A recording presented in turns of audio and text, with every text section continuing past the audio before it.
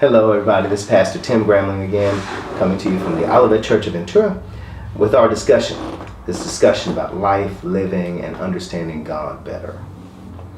And today I'd like to undertake another interesting question. How do I know the Bible is true?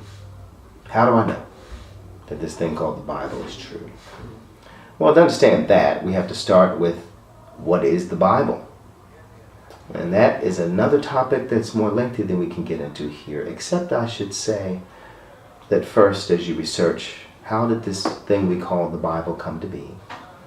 We find that it is not that much different than what we might do in the modern day, which is we might collect a series of writings that we know to be true from all over the world as we know it, and then bring together in a compendium one book that brings together all the known sources of the time.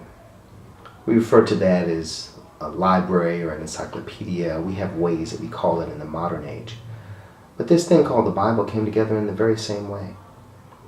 Certainly there were books floating around for many years, going back thousands of years into the books we refer to as the Old Testament now.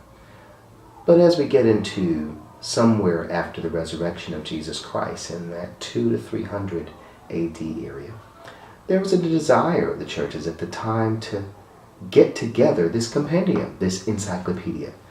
What were the books that were believed to be accurate and real at the time? And so as this compendium came together, there were several sets of people all around the world. In Egypt, again, the world known at the time, Egypt, the northeastern edge of the Roman Empire, of course in Rome itself and in Jerusalem. And as you research, you'll find that there was great agreement on what books were indeed considered to be authentic at the time. I always consider it to be somewhat arrogant for modern scholars to believe we can, in this time, several thousand years later, know better than people at the time what were or weren't valid books. I find that a very interesting enterprise. And for this I make an analogy to a book debunked relatively recently called A Million Little Pieces. You may remember this book that was written and then mentioned in the Oprah Book Club, accidentally becoming a bestseller, and then being exposed as a fraud. Imagine if 2,000 years from now, a copy of A Million Little Pieces survived, and scholars 2,000 years from now examined this book, couldn't find any corroborating evidence to determine whether it was or wasn't authentic. Our videos and our copies of television shows and radio programs didn't survive, but just this book survived.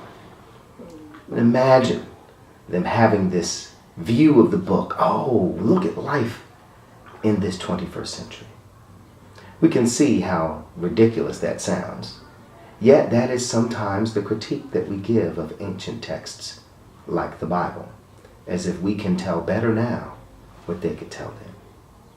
How do we know the Bible is real? Well, there's a prophet from long ago, from the oldest part of the Bible, that talks about a litmus test we can use for anyone who claims to be a prophet speaking on God's behalf.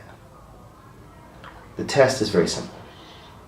The test is laid out to be: if this prophet speaks and what they say does not come to pass, then they did not receive that word from God. And you have no need to be concerned about anything they have to say. So how do we know whether the Bible is real or not? The ultimate test is whether what the Bible says has come to pass. There are many instances of prophecies in what we refer to as the Old Testament that are revealed in the life and work of Jesus Christ, and in the New Testament, some of which has come to pass, and one of which I think is somewhat sad but true, a prophecy that Jesus himself made, that in the days he refers to as the last days, it says the love of many will wax cold, This notion that people will stop caring about each other and will become more focused on their own growth and their own wealth and their own lives to the detriment of other people. We live in a world and we know that has already come to pass. And on that basis and many more, the Bible passes the test. We know it's true because what it has predicted has come to pass.